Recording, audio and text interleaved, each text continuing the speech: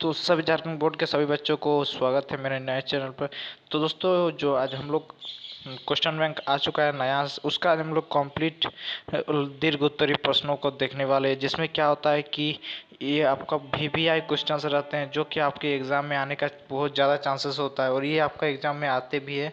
ये 2023 के एग्ज़ाम में पूछा भी गया था, ये जो पहला क्वेश्चन है, और ऐसे क्वेश्चन ही आपके एग्ज़ाम में पूछे जाते हैं। इसलिए जो भी क्वेश्चन को आप पढ़ रहे हैं उसको अच्छे से पढ़े। तो इसमें हम लोग सबसे पहले जो इस क्वेश्चन को देखेंगे वो कौन सा क्वेश्चन है, तो ये थर्ड चैप्टर का है, जो कि थर्ड चैप्टर का है। हम लोग MCQ सब देख चुके हैं सब पिछले वीडियो में। तो आज हम लोग दीर्घ उत्तरीय प्रश्नों को देखने वाले हैं, जो है धातु और अधातु चैप्टर का। तो सबसे पहला क्वेश्चन जो हम लोग का है इस चैप्टर का, वो पूछा गया है कि धातु और अधातु के बीच भौतिक गुणों के आधार पर अंतर स्पष्ट करें। भौतिक गुण के आधार पर अंतर स्पष्ट करने बोल रहा है। तो इसका सही आंसर हम लोग हो जाएगा धातु का। तो धातु में एक विशेष प्रकार की चमक होती है, ये होता है गुण उसमें। दूसरा, धातु विद्युत धनात्मक होती है। धातु क्या होती है दोस्तों? धातु होती है विद्युत धनात्मक होती है। धातु उष्मा एवं विद्युत की सुचालक होती है। धातु आघात वर्धनीय तथा तन्य होती है। धातुओं को घनत्व उच्च होती है। हथौड़े से पीटने पर धातु एक विशेष प्रकार की ध्वनि निकालती है, जिसे हम लोग धात्विक ध्वनि बोलते हैं। और एक इसका भौतिक गुण है, साधारण ताप पर धातु ठोस अवस्था में होती है। सिर्फ मरकरी एक ऐसी धातु है जो साधारण ताप पर द्रव अवस्था में पाया जाता है, मरकरी यानी कि पारा। अब अधातु का हम लोग अंतर स्पष्ट करने बोला है, तो अधातु का भी अलग से लिखना पड़े। तो अधातु एक ऐसी चीज है जिसमें क्या होती है, चमक नहीं होती है। और बाद में इसका आयोडीन होती है, और ग्रेफाइट जिसमें क्या होती है, चमक होती है।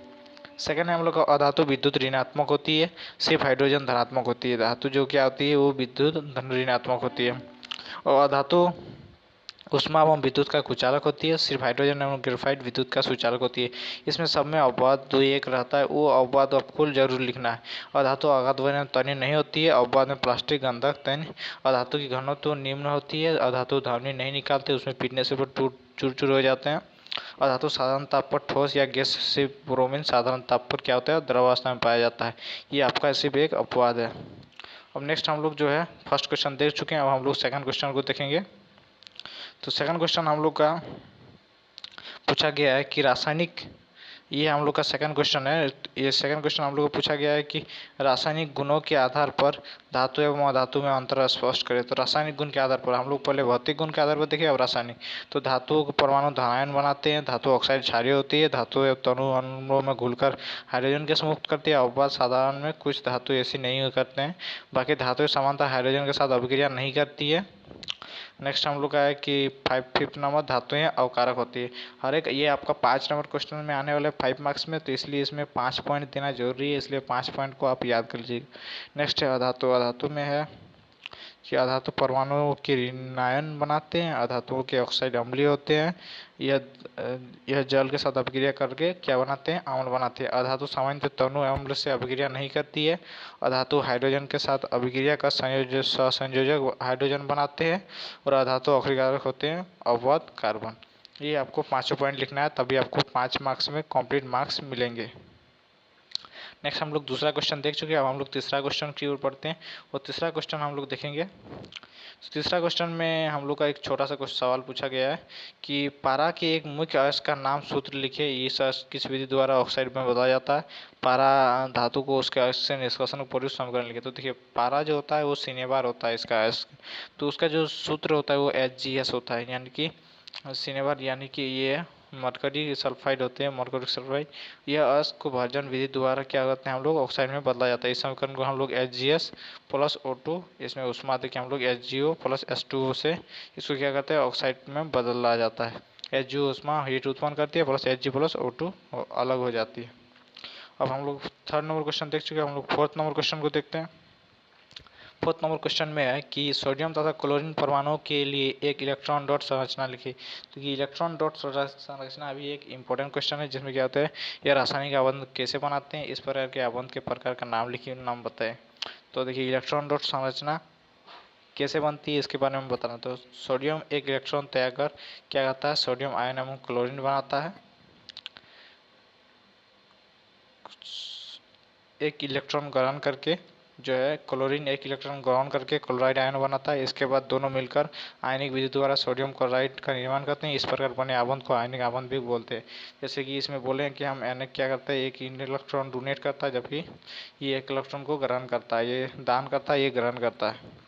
और ये रासायनिक बंध बनाता है जिसमें हम लोग का Na ये एक Na प्लस एक ये दे देता है, जिससे क्या हो जाता है हम लोग का Na प्लस हो जाता है और Cl माइनस, तो ये बन जाता है हम लोग का NaCl। फोर्थ नंबर क्वेश्चन भी हम लोग फिफ्थ नंबर क्वेश्चन आप देखने वाले हैं। फिफ्थ में बोला है कि इलेक्ट्रॉन के स्थान द्वारा सोडियम ऑक्साइड Na2O की संरचना दर्शाई। Na2O की संरचना हम लोग दिखाने बोला है, जो कि यहाँ आपको देख सकते हैं, ये है Na2O की संरचना। दो को Na2 लेना है हम लोग को, एक ऑक्सीजन। ऑक्सीजन में 6 इलेक्ट्रॉन बाहरी कक्षा में होते हैं, जबकि इसमें 2 को एगो बाहर में रहता है। तो ये दोनों क्या करते हैं, एगो इसको डोनेट कर देते हैं, उसी को बोलते हैं हम लोग इलेक्ट्रॉन हस्तांतरण द्वारा। नेक्स्ट हम लोग 6 नंबर क्वेश्चन देख चुके हैं। अब हम लोग 7th नंबर क्वेश्चन देखते हैं। 7 नंबर बोला कि मैग्नीशियम क्लोराइड MgCl2 के निर्माण के लिए इलेक्ट्रॉन बिंदु संरचना बताए। तो मैग्नीशियम क्लोराइड के निर्माण के लिए इलेक्ट्रॉन बिंदु संरचना हम लोग का किस तरह से होगा, तो Mg क्या होता है हम लोग का 2+ होता है, जबकि Cl में 1- होता है। तो Cl2 है तो 2 में 2 को चाहिए, इसलिए Mg2+ क्या करेगा, एक इलेक्ट्रॉन दान कर देगा दोनों को, तो Mg2+ हो जाएगा, Cl2- हो जाएगा, तो इसको हम लोग बोलते हैं MgCl2। नेक्स्ट हम लोग का 8 नंबर क्वेश्चन है। आयनिक यौगिक ठोस अवस्था में विद्युत का चालन नहीं करते हैं, परंतु गलित अवस्था में जलीय विलयन के रूप में विद्युत का चालन करते हैं। इसके पीछे का वैज्ञानिक कारण क्या है? इसके पीछे का वैज्ञानिक कारण हम लोग को पूछा है, तो इसके पीछे का हम लोग को वैज्ञानिक कारण इसमें, तो देखिए उसका उत्तर है, ठोस अवस्था में आयनिक यौगिक विद्युत का चालन नहीं करते हैं, क्योंकि ठोस अवस्था में संयोजन के कारण आयन की गति संभव नहीं हो पाती। लेकिन आयनिक यौगिक गलित अवस्था में विद्युत का चालन करते हैं, क्योंकि गलित अवस्था में विपरीत आवेश वाले आयन मध्य स्थित विद्युत आकर्षण बल कमजोर पड़ जाता है, इसलिए स्वतंत्र रूप से गमन करते हैं एवं विद्युत का चालन करते हैं। तो यही रीजन है कि विद्युत का चालन उसमें होता है गलित अवस्था में, जबकि ठोस अवस्था में नहीं होता है। इसमें आपको कुछ फिगर दिखाया हुआ, तो ये फिगर पूछने का बहुत कम चांसेस रहता है, लेकिन ये आप देख लीजिएगा ये किस में कौन सा है। तो देखिए जो नंबर 1 है वो धातु का झाड़ है, 2 नंबर छड़ का खुला सिरा है, ये मोम है, और ये पिन की कांटी रहती है 5 नंबर में ये बर्नर है। नेक्स्ट हम लोग 10 नंबर क्वेश्चन देखने वाले हैं। 10 नंबर क्वेश्चन में देखिए इसमें भी एक चित्र दिखाया गया है, इसमें हम लोग को पूछा है कि क्या क्या है। तो ए में जो है वो हम लोग का धागा है, बी में जो है वो प्रज्ञाली है, सी में जो है ये दोनों कॉर्क है, और डी में जो है प्रज्ञाली स्टैंड है, तांबे का तार ही में। अब 11th हो गया, अब हम लोग 10th हो गया, अब हम लोग 11th क्वेश्चन को देखने वाले। तो 11th क्वेश्चन में भी हम लोग का सिर्फ वही पूछा गया है कि चित्र में क्या है, इसको दर्शाना है। 12th में भी, तो देखिए ये इसमें चित्र में जो है ए में क्या है, धातु का नमूना, बी में बर्नर, सी में गैस का जार, और इसमें डी में ये बुलबुला निकल रहा है, डी और ई। तो डी और ई में हम लोग का क्या क्या है ना, डी में है हम लोग का हाइड्रोजन गैस निकल रहा है, और ई में है जल। नेक्स्ट हम लोग 11th हो गया, और हम लोग 12th को देखने वाले हैं। तो 12th में भी हम लोग इसमें दर्शाने बोला कि क्या क्या है फिगर में। तो ए में देखिए कैथोड है, बी में एनोड है, सी में अम्लीकृत सल्फेट विलयन है, डी में एनोड पंख है, ई में कॉपर Cu2+ आयन है। तो अब ये 30 नंबर क्वेश्चन भी सेम हम लोग का है, क्या फिगर का है। इस फिगर का हम लोग तो वाला है बल्ब, ये 13 चैप्टर का है।